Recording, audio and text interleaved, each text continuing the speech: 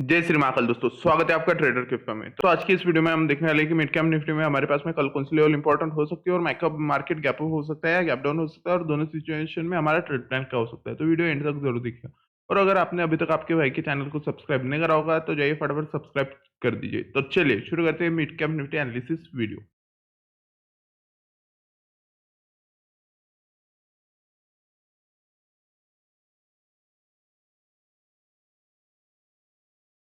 तो जैसे कल के दिन मैंने आपको एक्सप्लेन कर दिया था कि कल का दिन हमें क्या देखने को मिल सकता है, गैप अप। वैसे ही हुआ, मार्केट क्या हुआ, गैप अप हुआ। गैप अप कहाँ पे हुआ, जो रेंज बताया था 10,329। अब यहाँ पे मैंने आपको क्या बताया था, अगर मार्केट अप साइड में क्लोज करता है अच्छा खासा तो वहां पे आपको अपना सेटअप दिखना है और वहां से आपको अगर मार्केट निकलता हुआ नजर आता है तो आपका फर्स्ट टारगेट देता हुआ नजर आएगा 10,387 और सेकंड टारगेट देता हुआ नजर आएगा 10,464। हुआ क्या, मार्केट ने फर्स्ट टारगेट तो हमें कंप्लीट करवा दिया। उसके बाद आप देखोगे अगर हमें सेलिंग प्रेशर कहाँ से देखने को मिला, जो रेंज मैंने आपको दिया था, जो किसी के पास भी नहीं था, आपके भाई ने आपके लिए निकाला था। मैंने जो रेंज आपको दिया था 10,387, वही रेंज से हमें क्या देखने को मिला, एक सेलिंग प्रेशर बनता हुआ दिखाई दिया।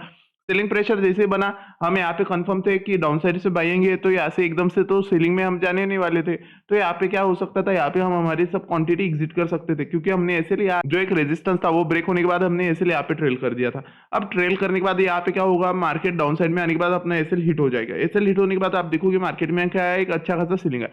सेलिंग आने के बाद मैंने आपको ये भी एक्सप्लेन कर दिया था, अगर मार्केट फिर से 10,329 के अंदर घुसता है तो उसके बाद हमें क्या देखने को मिलता है, उसके बाद हमें अच्छी खासी डाउन साइड में रैली देखने को मिलती है। और उसके बाद अगर मार्केट इस रेंज में घुसता है तो आपको सोचना नहीं है, सीधा सीधा सेलिंग साइड में जाना है।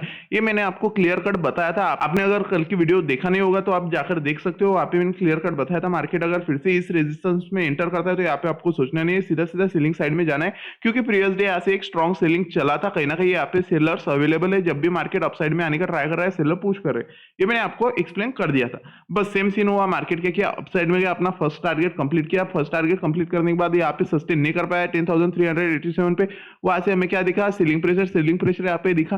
सेलिंग प्रेशर बनने के बाद कहीं ना कहीं यहाँ पे क्या लग रहा था, यहाँ से मार्केट रिटेस्ट कर सकता है, तो यहाँ पे हमें बाइंग नहीं करना था। हमें बाइंग तभी करना था जब मार्केट यहाँ से रिजेक्शन ले, बट मार्केट ने रिजेक्शन नहीं लिया। मार्केट ने क्या किया, सीधा सीधा उसको ब्रेकआउट दिया। ब्रेकआउट के बाद आप देख ही पा रहे हो कितना स्ट्रॉन्ग कैंडल डाउन साइड में है।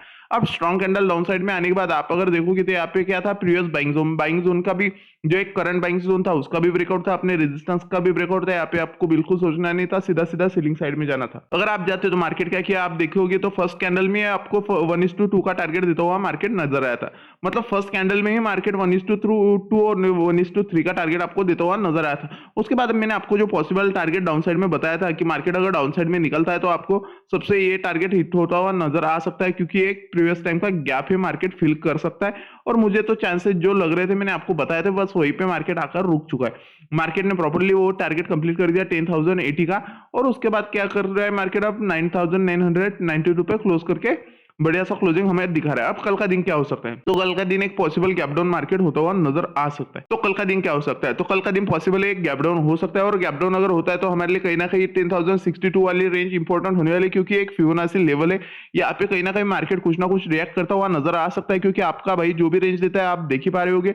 अब जो लोग यूज करना नहीं जानते उनको कुछ भी दे दो, वो यूज नहीं कर पाएंगे मेरे लेवल। बट जिनको थोड़ा सा आता है वो प्रॉपरली ये लेवल्स यूज कर रहे होगे, और जिन्होंने करा होगा प्लीज कमेंट करके बता दीजिए। तो मार्केट में कहीं ना कहीं हमें ये फिबोनाची वाली लेवल 10,080 वाली लेवल इंपॉर्टेंट होने वाली है। यहाँ से क्या हो सकता है, मार्केट गैप डाउन के बाद कहीं ना यहाँ पे अगर आता हुआ दिखता है तो यहाँ से क्या हो सकता है, एक तो मार्केट इसको ब्रेकआउट करके फिर से अपसाइड में जा सकता है।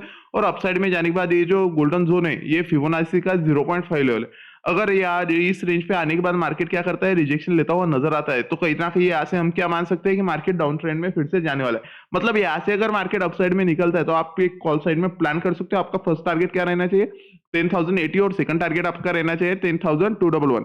क्यों रहना चाहिए, क्योंकि ये 0.5 लेवल का 0.5 लेवल है। अगर मार्केट इस रेंज को ब्रेक करता है तो मार्केट आपको लिख के देता हो यहाँ तक जाता हुआ आपको नजर आएगा, और यही से मार्केट उसका डाउन ट्रेंड कंटिन्यू कर सकता है। अगर मार्केट फिर से इस रेंज में अंदर अंदर एंटर कर रहा है तो वहां से क्या आ सकती है, एक बाइंग आ सकती है। क्यों आ सकती है, क्योंकि यहाँ से सेम सीन होगा जो मैं आपको बताता रहता हूँ। अगर मार्केट बाइंग रेंज को ब्रेक कर रहा है और फिर से वही रेंज में घुस रहा है तो वहां पे क्या हो सकता है, बायर्स फिर से पुश करने का ट्राई कर सकते हैं। तो अगर मार्केट फिर से इस रेंज में घुसेगा तो यहाँ पे आपको भी सोचना नहीं है, सीधा सीधा बाइंग में जाना है।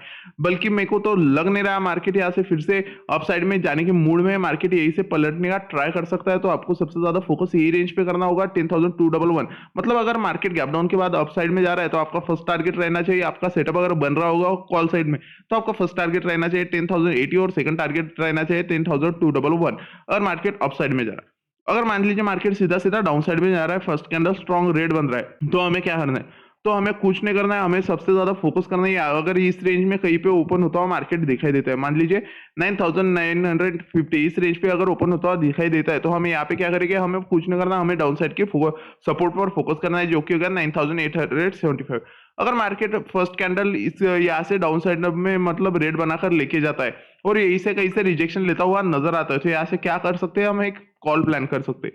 क्यों प्लान कर सकते हैं, क्योंकि एक स्ट्रॉन्ग सपोर्ट जोन हमारे पास में रहने वाला है। अगर रिजेक्शन मार्केट लेता है तो कहीं ना कहीं मार्केट यहाँ से अपसाइड में जाने का ट्राई कर सकता है और अपसाइड में अगर मार्केट 9,950 को ब्रेक करता है तो उसके बाद आपको कुछ नहीं करना, आपका एसएल ट्रेल करते हुए जाना है। जैसे जैसे मैंने रेंज दिए उस रेंज पे आपको एसएल ट्रेल करते हुए जाना है और मार्केट फिर से हमें 10,075 तक आता हुआ नजर आ सकता है क्योंकि वो फिबोनाची लेवल है। क्या हो सकता है, मार्केट यहाँ तक आ सकता है और यहाँ से रिजेक्शन लेके फिर से डाउन साइड में मूवमेंट कंटिन्यू कर सकता है।